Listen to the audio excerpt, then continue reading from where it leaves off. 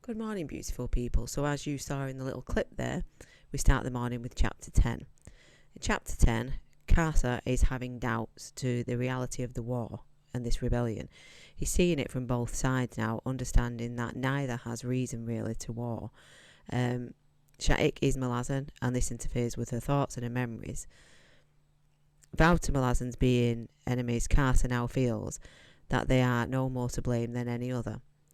So he's kind of seeing the error in his own ways as well by having this vow against the Malazans that he's going to destroy them, when really they're just a kind of a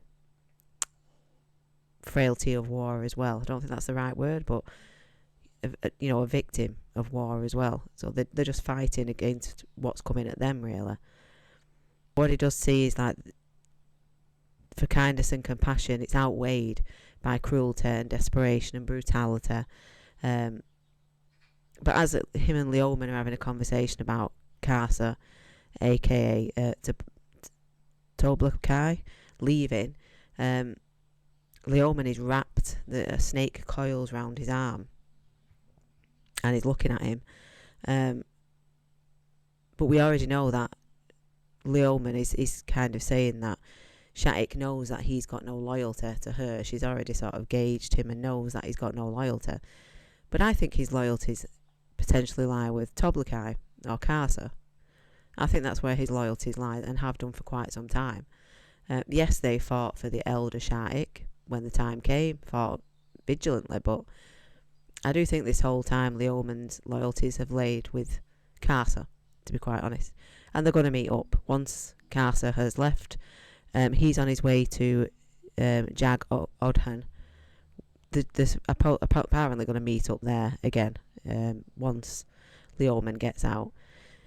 If he gets out with Corbol Odom and the other one, we'll see. So then we go to Boric and Shaik and Bidthul and Lorik and Febril, and they are musing over what's new to the house, the cards, the deck of dragons. And what they are talking about is the House of Chains. And what they say is that it's either the potential to be an enemy or the potential to be a strength. I personally think Shaik might see it as an enemy, but I think those that are against her are going to see it as a strength and probably try and use it that way.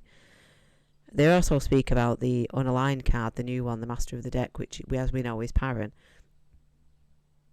They just don't know that yet, but I assume at some point they're going to find out who it is. So that should be interesting. But then it's described, and I did write this down because I found it quite interesting, the description, and then what you also see on this card. So it's a man with a crimson scar, and he's stood on a bridge that's cracked, quite severely cracked. And in the horizon there's loads of flames. He's surrounded by followers, or either guardians, and he's standing on bones, but they're not human. And there's a skull with a long snout, and it's fanged, wearing a helmet. Now, the Master of the Deck has actually got his arms out and he's wearing black silks, and there's a chain across his torso made of black iron. He's also got wooden epaulets, quite large ones, on his shoulders, and he's actually got 4 of them. And somebody, I can't remember if it's Lorik or Hiboric, turn round and say, he's a sword. He's actually denoting what a sword would look like.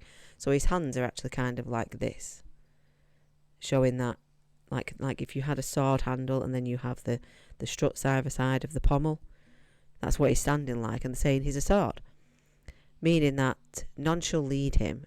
And my interpretation of that is that he can carve his own way.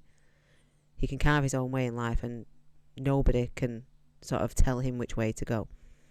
And it also, I've done a quote here from the book which says, "Have faith in the Master of the Deck. He will answer the House of Cards." So I guess we'll find out, won't we, as we carry on reading. Then we go back to Toblakai, who may actually, as much as he hates Haboric, may actually one day need Haboric's help. One day Carter might actually need Haboric's help. Leoman's trying to tell him this, that there are things that Haboric knows that will help him, but this hatred that he has for Haboric, he's absolutely not prepared to listen yet. I think he will at some point, but just yet he's not prepared to listen. And then you've got it, and it's in relation to Carter's oppression with the chains. But with his oppression with the chains, he's now leading to think, from his knowledge that he's gained of the cards in the deck, the House of Chains, he has this thought that it's to do with him. Is this his thing? I suppose it could be. Why not? I mean, he does keep getting chained, so there's every reason for it to be. Plus there's his sword. So yeah, maybe it is him. Maybe he has to take the throne of the House of Chains. That was supposed to be Calor, but we're not sure as yet if that's happened. Calor was given the opportunity by, I think it was Gelor, the Jaghurt, I think that's the name. And so long as he got a shot at Silver Fox, her name went then. As long as he got a shot at Silver Fox, he said he would take the throne. Well, he didn't say he would, but he said that he wanted a shot at Silver Fox, which he got. So, has he taken the throne, or is it actually to Toblakai to take? I'm not sure. I guess we'll find out. So yeah, that's what's happened there, and then we go back to where Carter has done this sacrificial kind of plane in the woods, and he's done all these sculptures. Two of his friends, Bayroth and Delam, and then the others he's done as the 7 gods. He has done those, but as he's leaving, he has a conversation with Bayroth and Delam. Do they want to follow him? And it seems they do. You know, he keeps hearing this lead on warlord. So it seems their spirits are going to follow. Then we go back to Lorik, and he's having a conversation, and he's saying that he believes the Teist basically meddle in human affairs, whereas he's having this conversation with Haboric, and Haboric thinks that it's absolutely the opposite, that the humans are interfering with the Teist affairs, and it's the Teist that are the victims in this, not the humans. He says it's like mother, father and child arguing, only now the in-laws, the grandparents, the grandchildren are getting involved. So it's like that escalation of more and more people get involved because they think it's their fight too. So I thought that was a very good sort of I can't think of the word.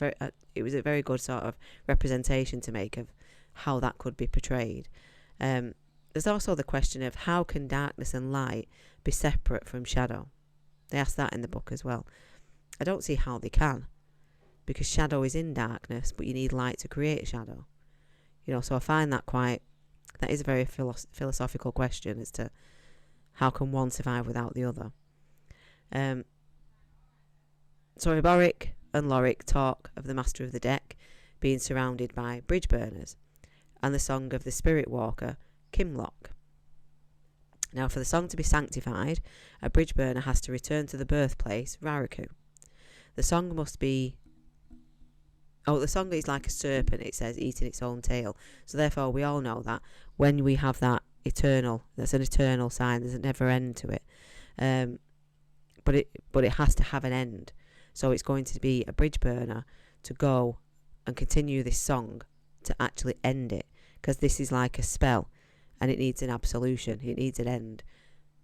Me personally, at this point, I think this is Fiddler, aka Strings, who is the one to finish this song. Guess we'll find out, but he's the one.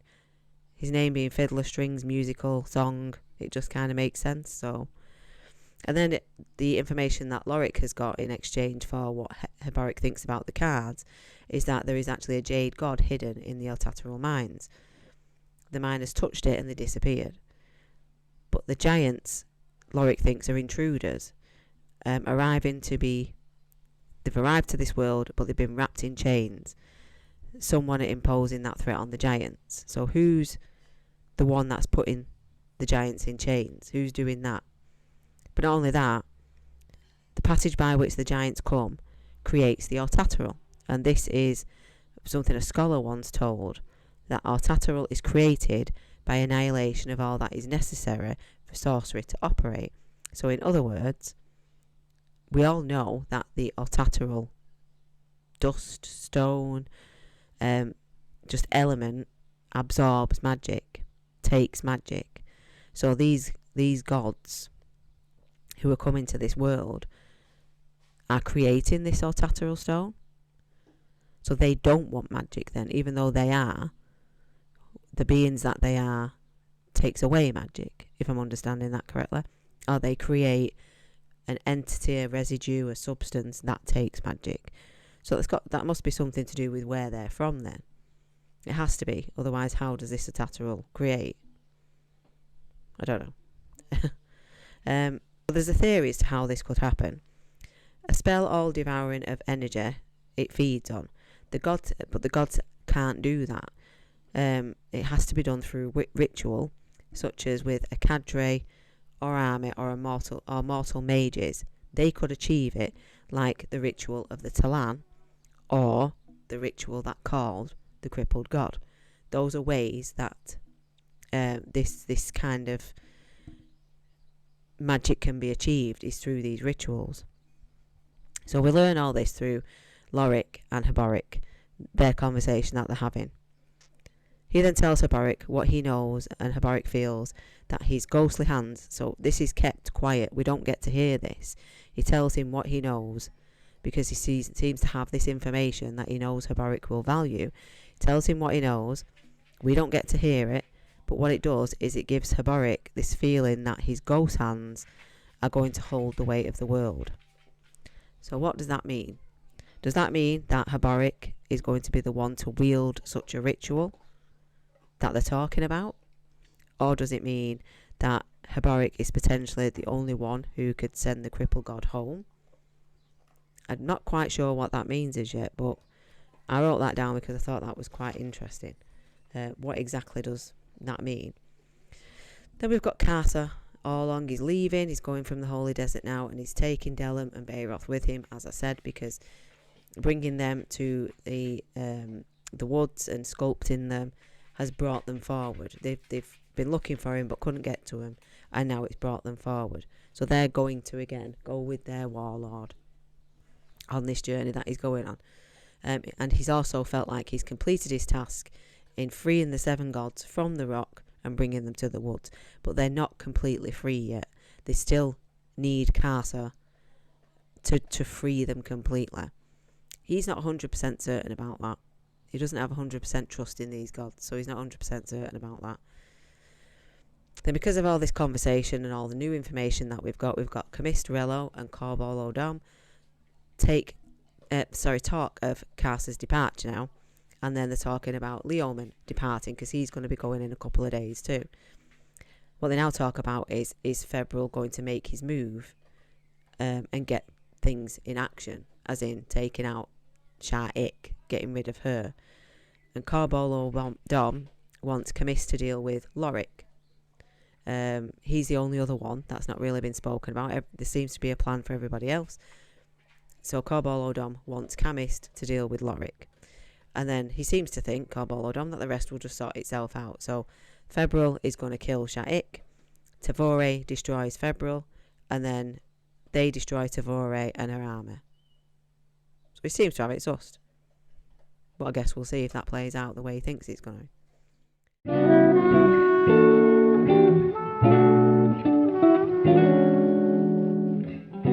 Chapter 11. Bottle is the mage. He is listening to a conversation between Tavore and Gamut that's going on in Tavore's tent, because Topper has come through a portal. Topper is the Clawmaster, and he's come through a portal. He's using the Imperial Warren, and he's come through a portal to report back to Tavore and Gamut about what's happened at the Panian War, because they obviously don't know yet. But they don't know anything inside. Taishran has told them what Dujek has said to say. So they don't know the difference. So what they're hearing is that Parran is dead, along with most of the bridge burners, Whiskey Jack. Dujack's kind of lost it because of all the losses, and he's kind of lost himself. So this is the information that they're hearing. So even though Felasin Shaik knows her brother is alive, Tavore now thinks that her brother is dead. So we've got those opposing opinions of, you know, Shaik may now sort of want to back off a bit because Parran's alive, whereas Tavore is going to have this cold vengeance about her because her brother's dead. So this again may affect the war that's going to happen with this rebellion. But Bottle has this unique magic, we find out, that his grandma taught him. It's old magic, very old magic, where he uses the roots and tendrils and the pass through the ground and uses the bugs around him, the animals, the creatures, and he's using the bugs within the tent to actually listen into the conversation. But it kind of comes across as maybe a spy, but I don't think he's wholeheartedly a spy. I think it's a case of he has his reasons, but for now he is still kind of loyal to the soldiers who he's with, because he does go back and share his information with Strings. He does tell them what he's heard, and obviously this massively has an impact on Strings. He also knows that way back Corbolo Dom, because he worked under him, Corbolo Dom feels betrayed by Whiskey Jack, and he reports of an altar that Corbolo Dom had for Whiskey Jack. I mean, that's a bit extreme. That's taking things a bit far, isn't it? But apparently that's what Bottle have seen. So there's a lot of hatred from Corbolo Dom towards Whiskey Jack. So he's very, very pleased that Whiskey Jack is dead. I'm not, but he clearly is.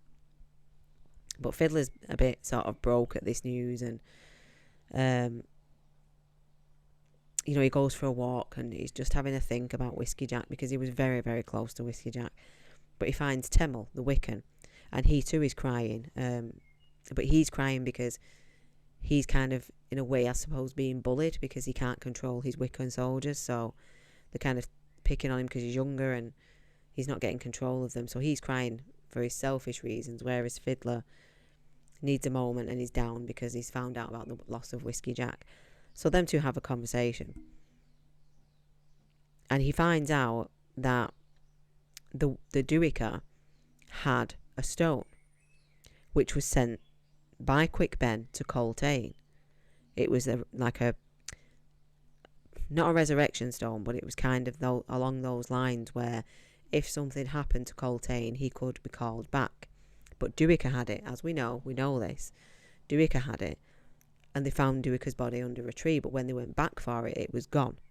But we do know from Memories of Ice that Duiker is fine, because he was talking in the tavern. So we know he's fine, he's back, he's okay. But at this moment, Duiker's gone missing. But they know he's come back, and he helped get all the... So anyway, Coltane gave Duiker that stone. But Coltane was found by the crows.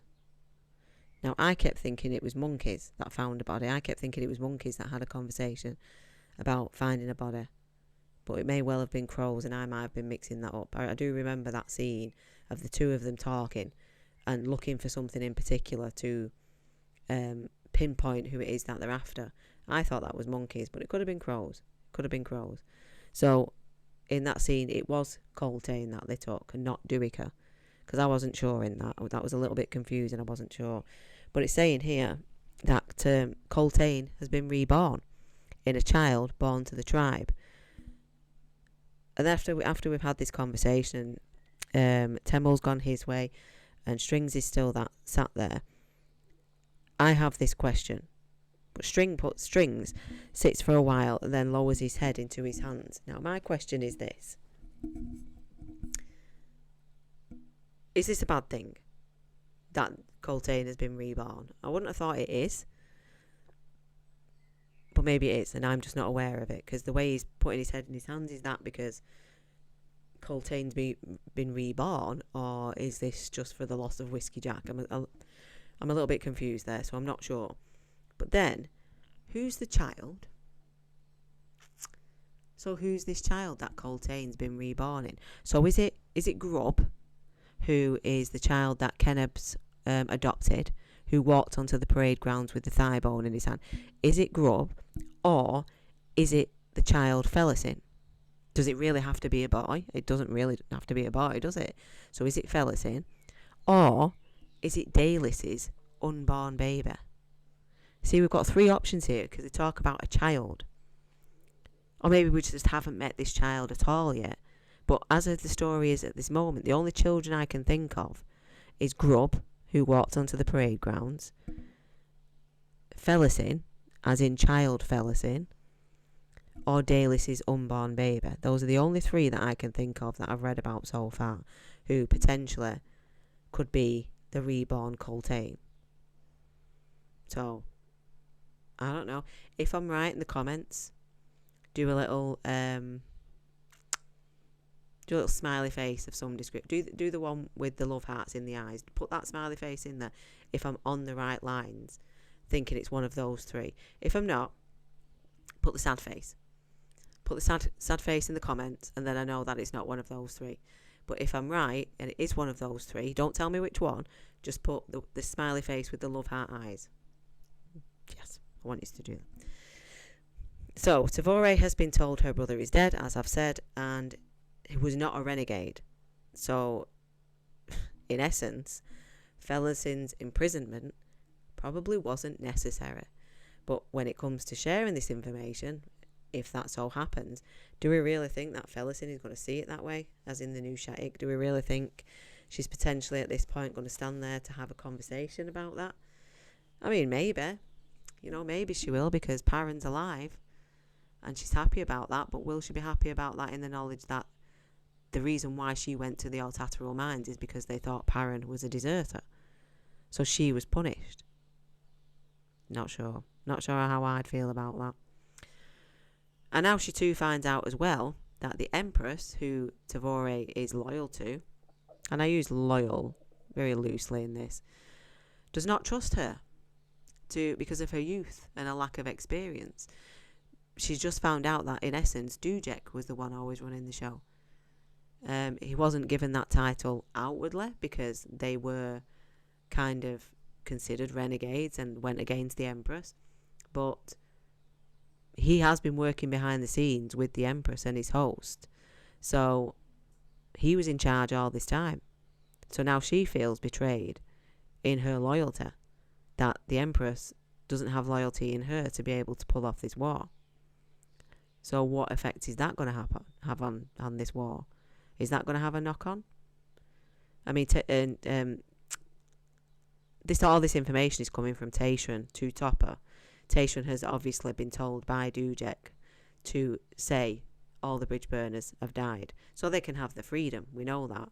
We know they've gone off to do whatever they're doing.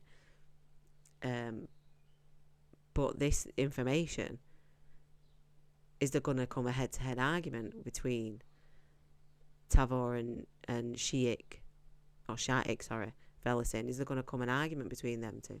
Because one knows he's alive, but one thinks he's dead. I don't know. There's lots and lots of questions. Still, that's all that these books do, is form loads and loads and loads of questions. So that's the end of chapter 11. I'll move on to chapter 12, and I'll let you know my thoughts as soon as I've finished that.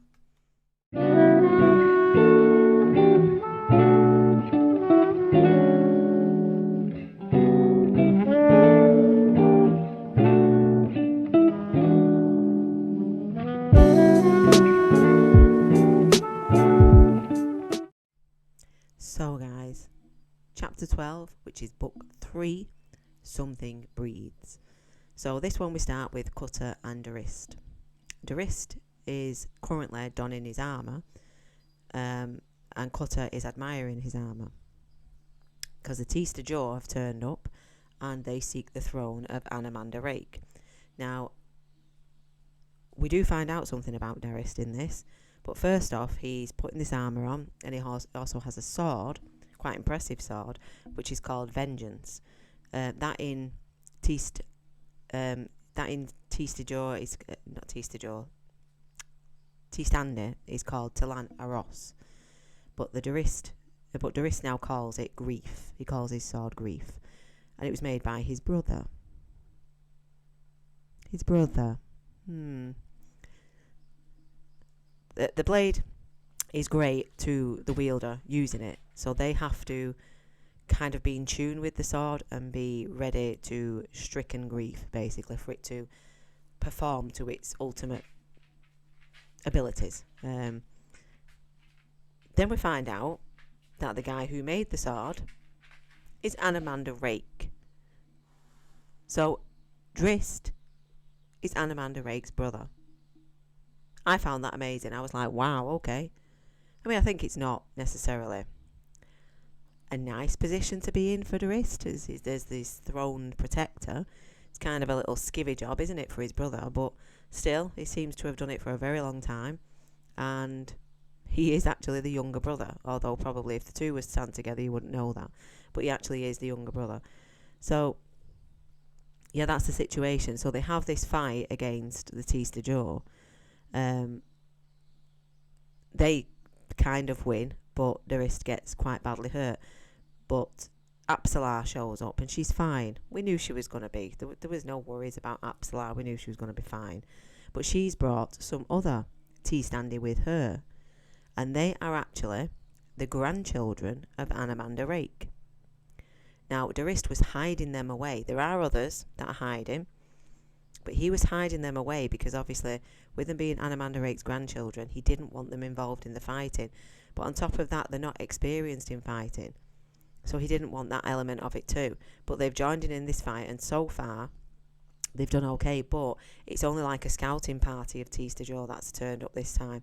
There's a lot more of them in wait. So what Apsalar says, is that she sends Cutter off to go and find these Malazans that are hiding, which he does. He goes and gets them and brings them to the battle. But as he does that, he asks for Blind for his help. Blind shows up, but then people, this grey hooded warrior shows up with a rope, hint, a rope, and just starts kicking ass, basically. He takes out all these Tista Joe. There's none left. He takes them all out by himself, wielding this rope like a lasso or like a whip, taking heads off with it, opening spleens, etc. And he's still also got his sword. This is Cotillion. Cotillion has shown up because obviously Cutter is his, Cotillion is Cutter's patron, so he's shown up to help with this. So there's some serious stuff going on here as to why Cotillion also doesn't want Shadow Throne taken. Some serious things here as to why he doesn't want the Tista Joe to have Shadow Throne. I'm not sure I've got any insight to that yet. Maybe Shadow Throne's going to be wielded in the wrong way if they have it, so it become dark. Because let's face it, Anamander Rake at the moment isn't being dark, but Shadow Throne gives you the idea of darkness. But is it? Without light, there can't be shadow. And that's what I keep thinking on. Without light, there can't be shadow. So Anamander Rake is not all bad, because without light, there can't be shadow. Just keep saying that. Anyway, yes, with the rope and all this stuff, it's just amazing. Just an amazing scene to read. But, unfortunately, this seems to be the end of his brother. They have, these Tista Joe have used magic, and they've took out Darist, and they've kind of wounded Apsalar. She's not dead, but she's wounded. But it seems now that Anamander Rake's brother is done for.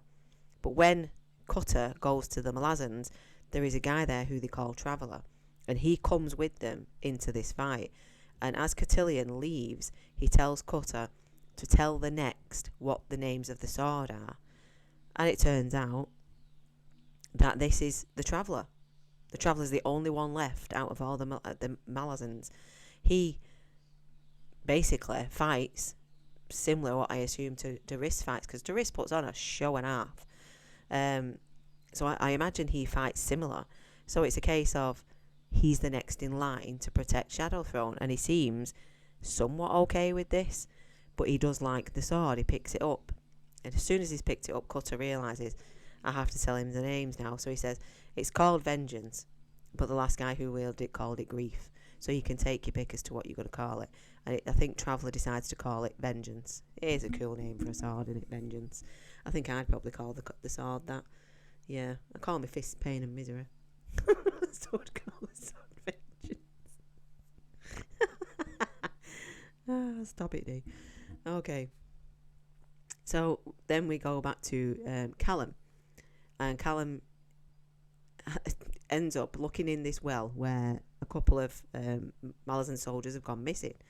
And as he's looking in the well, he puts a rock on the end of a rope to sort of balance out, because there's these spears and what have you on the other end of this rope. So he's trying to sort of get them up, but he can see something at the bottom, and he accidentally falls in, or well, he gets pulled in basically by what's at the bottom. And it turns out to be this big old boy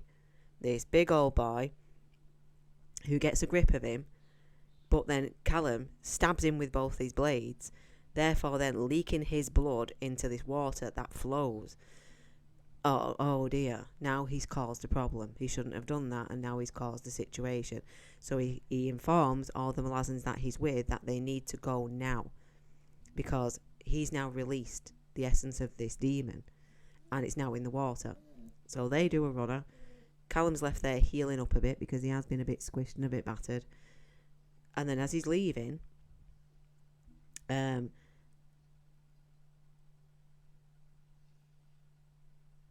he's talking to Ebron, and he's from Karakarang. What kind of a word is that, Stephen Erickson? Karakarang is where he's from. He has knowledge of the nameless ones, and that is what's in this well, apparently, is a nameless one. They are spirit walkers, and it says that their powers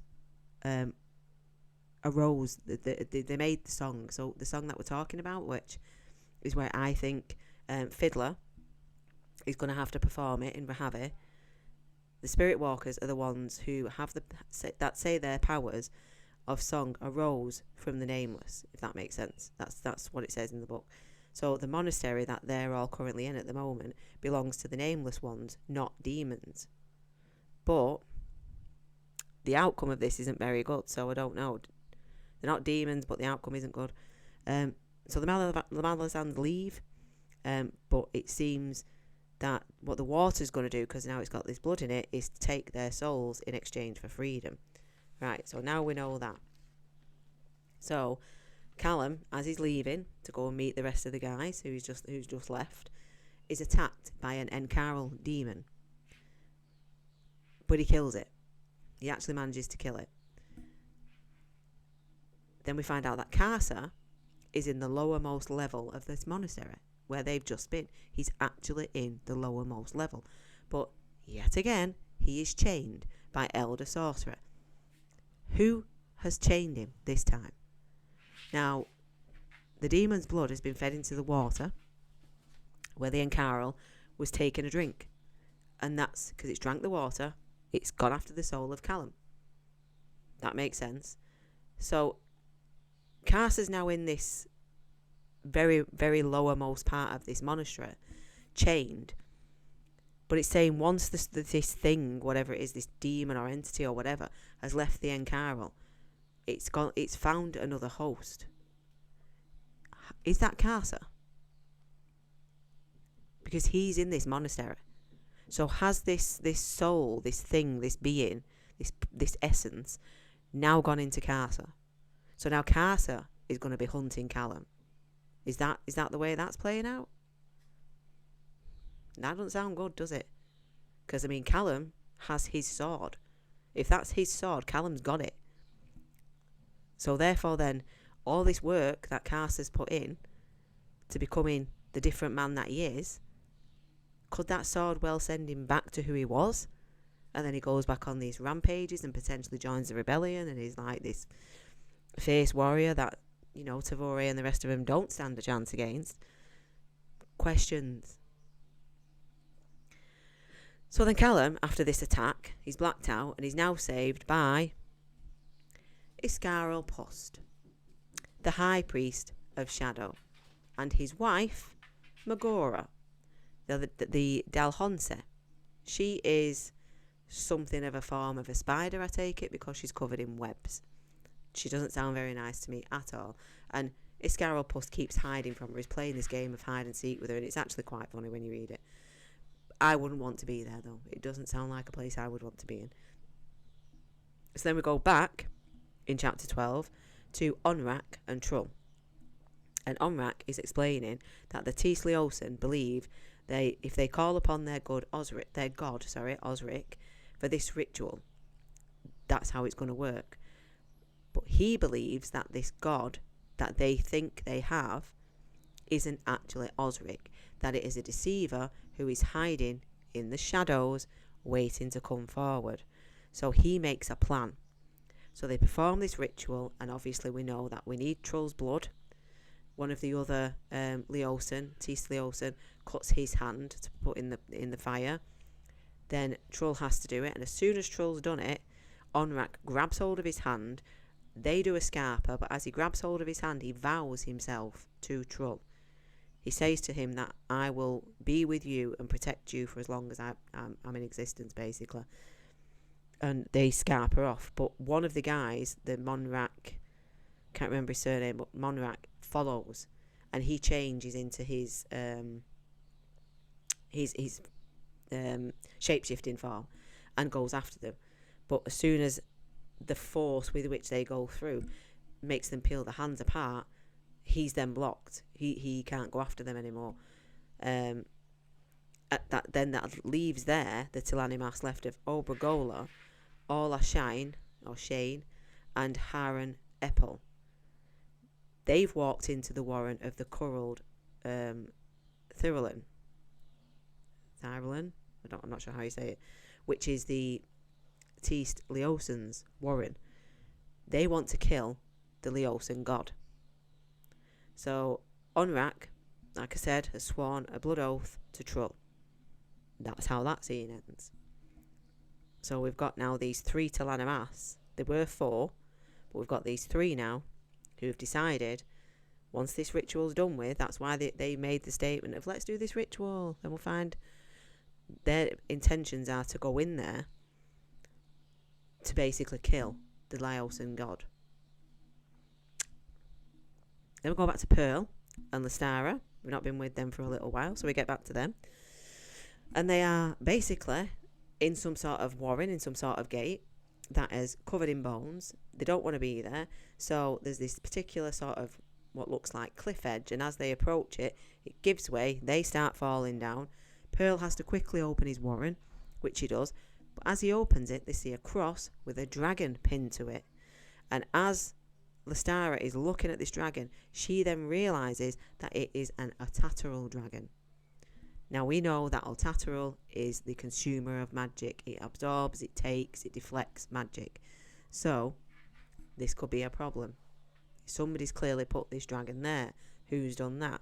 I mean, it's not a problem in the respect that they're allowed to use the warrens, but it could be a potential, threat further on. So, but they then go for another warren, or try another warren. Once they've gone through here, they're trying for another one, and it's the Imperial warren, but this has been left open. Now, all I can remember is Topper, the Clawmaster, was the last one to use the Imperial warren. So does that mean something?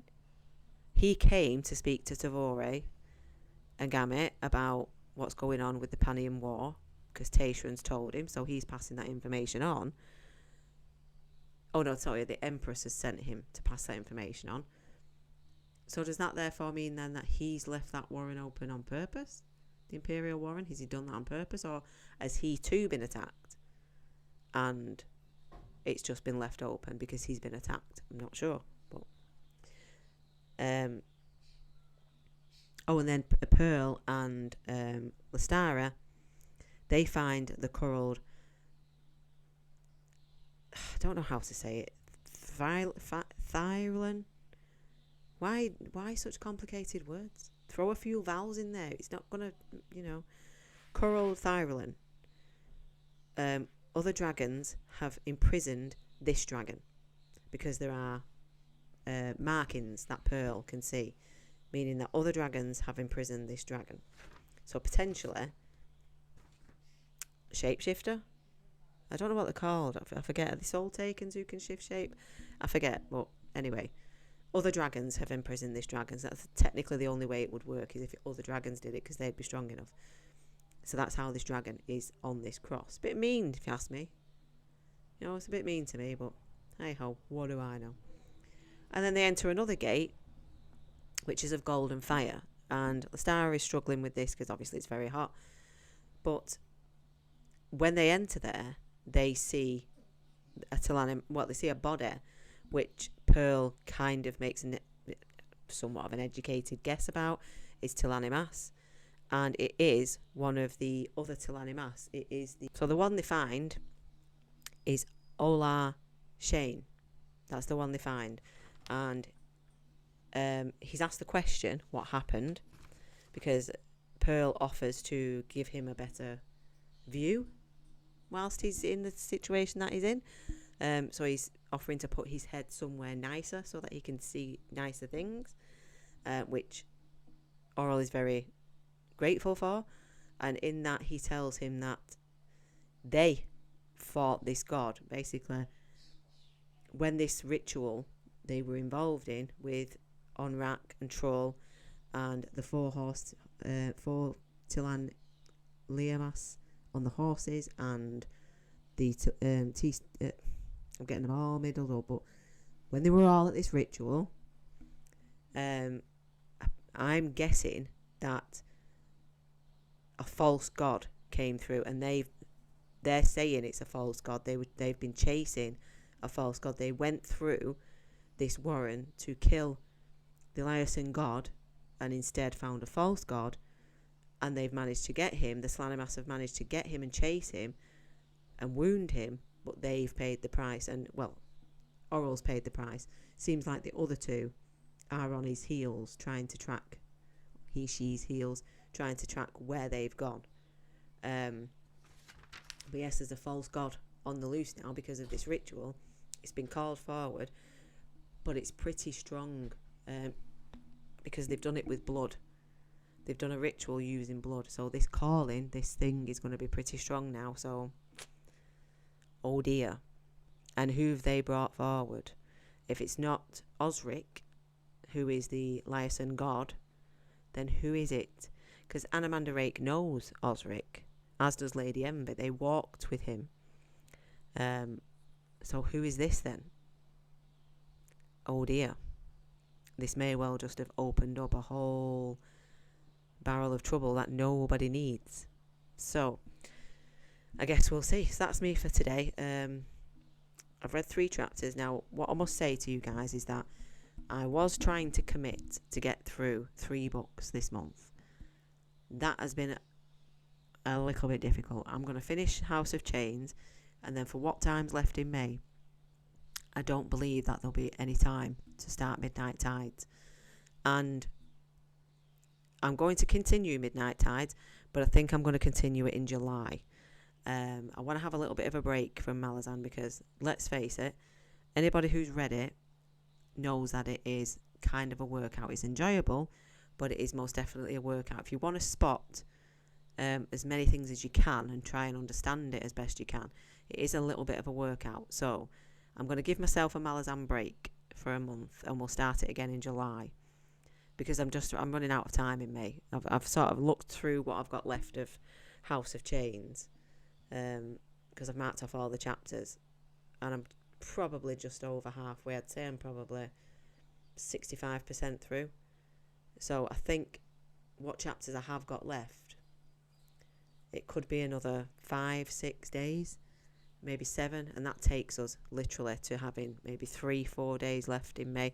Plus Monday, there won't be much I can do this coming Monday, because I've got a concert that I'm going to with my girls. So I'm not going to have enough time in the day.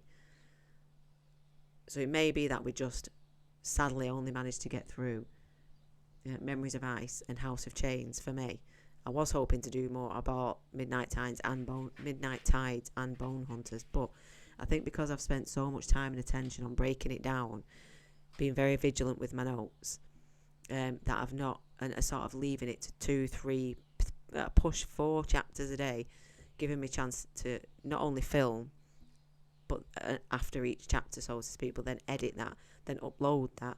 And we've been having some issues with the laptop, and we've been having some issues with the internet, and it's been taking sometimes till 7, 8 o'clock at night before we can actually even get it to YouTube to even start to upload. So all these factors have played into it where I've not actually been able to do as much as I wanted. So I think that's all we're going to get through in May, is these 2, which I am a little bit disappointed about. I did want to get to Midnight Tides, but looking at the calendar and what's left and what I've got left of the book, I don't think I'm going to achieve it. So I just wanted to let you all know that, but I'm not walking away from it. I'm going to give myself a month of reading other stuff. I have got a plethora of notes. Believe me, I have gone through an A4 pad just on notes with this, a full A4 pad, and I've bought a new one, and I've used the new one in some of this, so I have a multitude of notes. These are just some of the notes from Memories of Ice. So I have notes to keep up with where I'm at. Let's not worry that I'm going to forget, because I have the notes. I need to just get a file for them now and file it Malazan, because there's a lot of notes. But yes, I just wanted to make sure that you're all aware of the situation. So Midnight Tides I will jump into in July. I've got some buddy reads starting in June, I hope. There's a couple of people who I'm doing buddy reads with. But we're going to finish off House of Chains, and then we're going to do a roundup of Memories of Ice and House of Chains, and then I will be leaving it till July, and I will then do 1 a month. Same style, I think. I may well vlog it daily, or just vlog it, and give you my thoughts going through the book rather than reading it and then recapping it and reviewing it. I will probably read it and go through my thoughts like I have done with these. But yeah, so that will be July. I'll get to Midnight Tide. So if you're enjoying this kind of content, please stick around. Don't desert. Don't think I'm leaving it. I'm not. I will get back to it in July. But other than that, it is Friday. So we've got the weekend. I'm going to take the weekend to recuperate, because I've been in a little bit of pain this week, but I'm not going to moan. I'm used to it by now. It's my life. But I just need a little bit of a rest. So take the weekend, and I will see you guys on Tuesday. Unless I can find time on Monday, which I'm not too sure I will, it will be Tuesday. So have yourselves a great weekend. As I say, I will probably film some of going seeing Nickelback on Monday, so if anybody's interested in that, I will potentially upload some of that for you guys to have a look at. We should have a good time. I last saw Nickelback when my eldest daughter, who is coming up for 27, was maybe 6. I took her with me, which was fun. It was just a little place where they because they weren't very big then. A little place called the Academy in Manchester, and we were there front row, right at the front, and we had a great time. Beer o'clock with Nickelback is amazing. We had so much fun, and we're revisiting that. It was a gift for my daughter's birthday last year, because she's one of those who has a birthday at Christmas. So yeah, we got that for her birthday, and myself, my daughter and her sister, my other daughter, are going to watch them on Monday, so that should be fun. So I will actually film some of that and show you the time that we have, because I should imagine there's quite a few Nickelback fans out there. Depending on whether you take them as rock or not. I personally do. But there we go. So that's me, and that's what I'll be doing over these next coming days. So like I said, enjoy your weekend. Thank you so much for all the views. Thank you so much for all the comments. Let's keep them going to the end of May. And yeah, that's me for this week. See you next time.